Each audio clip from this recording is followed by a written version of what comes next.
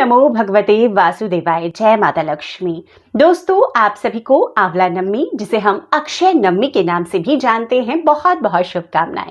देखिए, आज इस वीडियो में मैं आपके साथ आंवला नवमी यानी अक्षय नवमी की पूजा विधि शेयर कर रही हूं। इससे पहले पूजन सामग्री मैं आपको बता चुकी हूं, उस वीडियो को भी इस वीडियो से पहले जरूर देख लीजिएगा। दोस्तों, अक्षय नवमी हर वर्ष देखिए हम मनाते हैं कार्तिक मास के शुक्ल पक्ष की नवमी तिथि को, देवोत्थान एकादशी के ठीक 2 दिन पहले। और इसमें पूजन किया जाता है आंवले के वृक्ष का। देखिए, आंवले के वृक्ष के पास जाकर आप पूजन कर सकते हैं। आप घर में पूजन कर रहे हैं तो इस तरीके से आंवले का एक पौधा, जो कि कार्तिक मास में जिसकी पूजा करना बहुत शुभ होता है, इससे माता लक्ष्मी बेहद प्रसन्न होती हैं। अगर हम पूरे कार्तिक मास में आंवले के पेड़ के नीचे दीपक लगाएं, और श्री हरि विष्णु का वास तो आंवले के हर कण में बताया जाता है। दोस्तों, आज के दिन की पूजा का जो महत्व होता है कि सुख सौभाग्य समृद्धि की प्राप्ति होती है, आरोग्यता की प्राप्ति होती है, अगर हम आज ये अमृत फल जिसे आंवला कहते हैं ना, उस वृक्ष का पूजन करते हैं। तो आंवला नवमी का महत्व मैंने बताया। आज की पूजा का महत्व जो पौराणिक कथा है कि आज के दिन माता लक्ष्मी ने भगवान श्री हरि विष्णु को और महादेव को, एक बार उनकी इच्छा हुई थी कि दोनों को एक साथ बिठाकर भोजन कराएं, तो आंवले के पेड़ के नीचे आज ही के दिन में उन्होंने बिठाकर बनाकर स्वयं से भोजन कराया था। तो महत्व यही है। जो पूजन का विधान है, चलिए अब मैं शुरू करती हूँ। तो देखिए, हम घर में पूजन कर रहे हैं तो इस तरीके से एक पौधा ले लेंगे और आंवले के पेड़ के नीचे आप कर रहे हैं तो वहीं पर इस विधान को रखेंगे।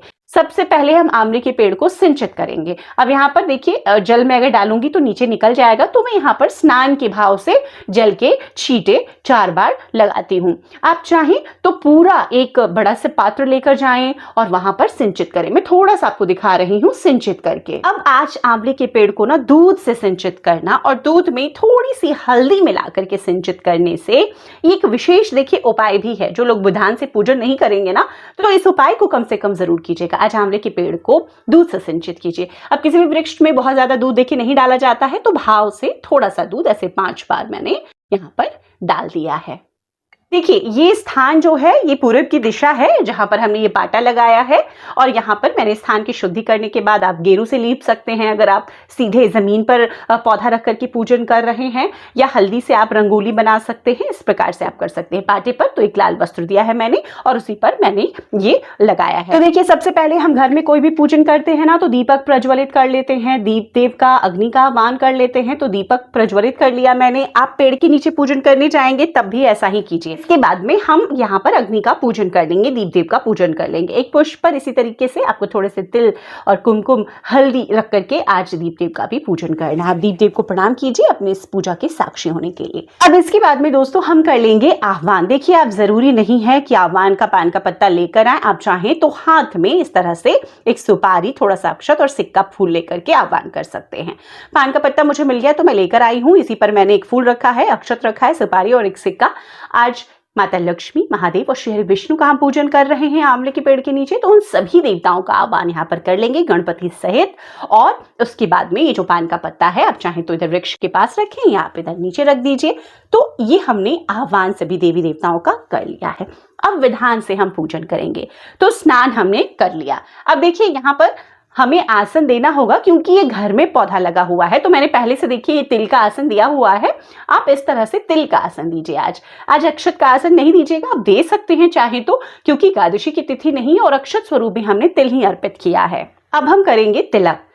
तो भगवान सभी देवताओं के नाम से हम यहाँ पर एक साथ तिलक करेंगे।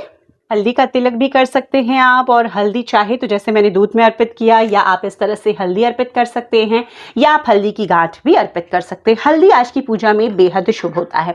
माता लक्ष्मी और गणपति का भी हम पूजन कर रहे हैं यहीं पर, तो आपको सिंदूर भी अर्पित करना चाहिए। तो इस तरह से हमने सिंदूर अर्पित किया। अब हम देंगे वस्त्र। तो यहाँ पर वृक्ष को हमने वस्त्र दे दिया, तो इस प्रकार वस्त्र दे दीजिए। अब देखिए, मैंने पूजन सामग्री में भी दिखाया है कि इस प्रकार के वस्त्र, तो आप जो वृक्ष पूजन के लिए जाएंगे वहां पर भी वस्त्र लेकर जा सकते हैं। तो इस प्रकार से आप जो तना होता है ना, उसी में वस्त्र लेकर गए हैं तो वस्त्र लपेट सकते हैं। तो वस्त्र हमने अब अर्पित कर दिया। वस्त्र अर्पित करने के बाद अब हम यहाँ पर देवताओं के नाम से यज्ञोपवीत रखेंगे। तो भगवान श्री हरि विष्णु के नाम से यज्ञोपवीत, यहीं पर सब कुछ आपको वृक्ष के पास ही रख देना है। और ये भगवान महादेव के नाम से हम रखेंगे। तो अब देखिए बारी आती है फूल की। तो फूल माला मैं इस प्रकार से लेकर आई हूँ। आप चाहें तो पूरे वृक्ष को आप इस तरह से लपेट करके बांध सकते हैं, आप चाहें तो इसी प्रकार से जड़ में रख सकते हैं। माता लक्ष्मी के निमित्त देखिए ये इसी प्रकार से हम यहाँ पर रखेंगे, और महादेव के निमित्त यहाँ पर आप सफेद फूल लेकर आए, और ये गणपति के नाम से भी लाल फूल आप अर्पित कीजिए, इससे गणपति भी प्रसन्न होते हैं। अब देखिए बारी आती है भोग की। तो आज का सबसे विशेष भोग आपको जो अर्पित करना है वो करना है अमृत फल आंवले का। तो 9 की संख्या में ये आंवला है, आप चाहे तो 5 की संख्या में भी ले सकते हैं। तो आंवले का भोग आपने अर्पित कर दिया। आज देखिए आंवले के वृक्ष के नीचे ही बैठकर भोजन बनाया जाता है। तो अगर आप वहीं पर बैठकर कुछ बना रहे हैं तो अच्छा है, नहीं तो इस प्रकार से अनाज का कोई भी बना हुआ पकवान आप अर्पित कर सकते हैं। घर से आप ले जाइए पकवान बना करके, आप वो अर्पित कीजिए। सीजन के जो फल मिले वो आप आज की पूजा में अर्पित कर सकते हैं, कोई कंपल्शन नहीं है। तो सीजन के ये जो फल मिले हैं 5 की संख्या करके मैंने एक थाल में रख करके सभी देवी देवताओं के नाम से एक ही जगह पर अर्पित कर दिया। अब जब हम भोग अर्पित कर लेते हैं ना, तो उसके बाद में मुक्षुद्धि के पान के पत्ते को भी अर्पित कर देते हैं। तो ये मुक्षुद्धि के पान के पत्ते देखिए जरूरी नहीं है, लेकिन क्योंकि यहाँ पर भोजन कराया गया था भगवान श्री विष्णु को, महादेव को, तो मुक्षुद्धि का देवताओं को ना पान का पत्ता अर्पित करना चाहिए। आपके पास नहीं है पान का पत्ता, आप स्किप कर सकते हैं, कोई दिक्कत नहीं है इसमें। अब पूजा में कोई भी देखिए हमसे कमी रह जाती है तो आप बाहर वृक्ष के पास भी जाकर पूजन कर रहे हैं, वहां पर एक पैसा कुछ कैश जरूर रखिए, बाद में उसे उठा करके आप ब्राह्मण को दे सकते हैं। तो इस तरह से एक हमने दक्षिणा भी यहां पर रख दी है। अब बारी आती है दोस्तों फेरी की। तो देखिए हमने पूजन विधि को संपन्न कर लिया है, अब हम लगाएंगे फेरी। तो कच्चा सूत सफेद हो या कलावा हो, जैसा भी हो, थोड़ा ज्यादा लेकर जाइएगा। कई लोग देखिए 8 ही फेरी लगाते हैं, कई लोग 108 फेरी लगाते हैं। तो मैं यहाँ पर आपको फेरी लगा करके देखिए घूम के, क्योंकि दीवार से सटा हुआ है ये पाटा मैंने, तो नहीं दिखा सकती घूम के। आपको चारों तरफ क्लॉकवाइज घूमना होता है, पेड़ की परिक्रमा करनी होती है। घर पर भी पूजन करें तो इसे आप बीच में लगाएं और चारों तरफ परिक्रमा करें। तो ये फेरी अब हम लगाएंगे। फेरी लगाने के लिए देखिए नियम जो होता है वो यही होता है कि हम एक छोर पर रख देते हैं और उसके बाद में इस प्रकार से हम फेरी लगाते हैं।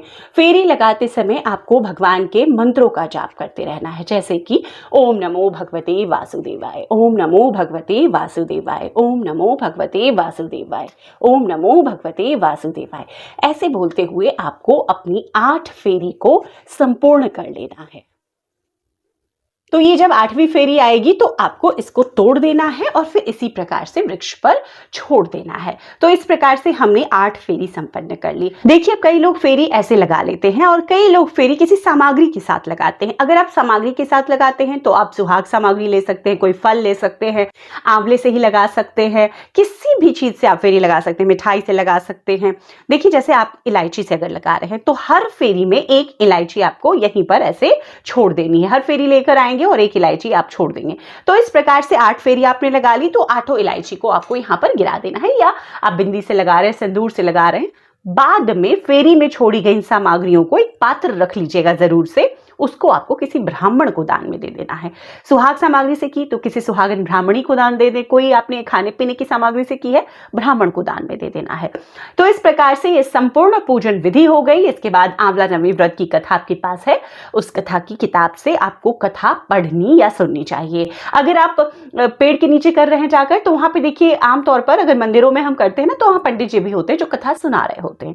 तो आप कथा का श्रवण कीजिए, आंवला नवमी की इस विशेष पूजन को संपन्न कीजिए। जैसे मैंने आपको बताया कथा सुनने के पहले ही कई लोग ना आंवले के ही दीपक बना लेते हैं, तो मैंने नहीं बनाया है, लेकिन मैं 5 दीपक पूजन जब आरती करेंगे आप उससे पहले 5 दीपक जरूर आज शुद्ध घी के माता लक्ष्मी श्री विष्णु के निमित्त लगाएंगे आंवले पेड़ के नीचे। बहुत पुण्य फल होता है इसका। तो चलिए अब दीपक लगा लेते हैं। तो देखिए इस प्रकार से 5 शुद्ध घी के दीपक आज आंवला नवमी की पूजा विधि में आपको फिर जरूर अर्पित करने हैं। 5 अर्पित कर सकते हैं आप 9 की संख्या में, क्योंकि नवमी की तिथि है, 9 की संख्या बेहद शुभ होती है। इसके बाद में जैसे मैंने बताया कथा आपने सुन ली है, अब आपको कर लेनी है आरती। तो कपूर से आप आरती कर सकते हैं आज। ये देखिए, जैसे कि मैंने एक साक्षी दीपक रखा था, अब इसी में साइड में एक कपूर का दीपक लगा लेते हैं और इससे हम आरती श्री हरि विष्णु माता लक्ष्मी का कर लेते हैं। तो इस प्रकार आंवला नवमी की इस आरती के साथ में पूजन विधि संपन्न होती है। घर पर आपको